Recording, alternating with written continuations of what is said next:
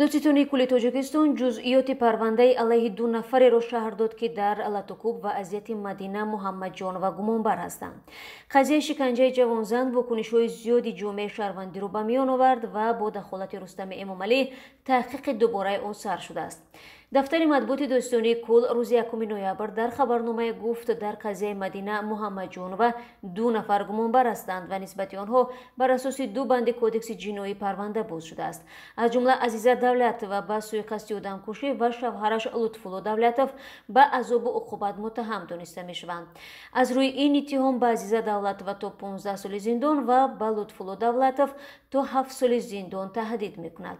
Додситони ҷузъиёти бештари парвандаро то ҳол шарҳ надодааст. Пештар гуфта мешуд, ки Азиза Давлатова маъшуқаи ҳамсараш Лутфулло Давлатовро аз шаҳр берун бурда Латукуб ва шиканҷа кардааст, то аз шавҳари ӯ даст кашад.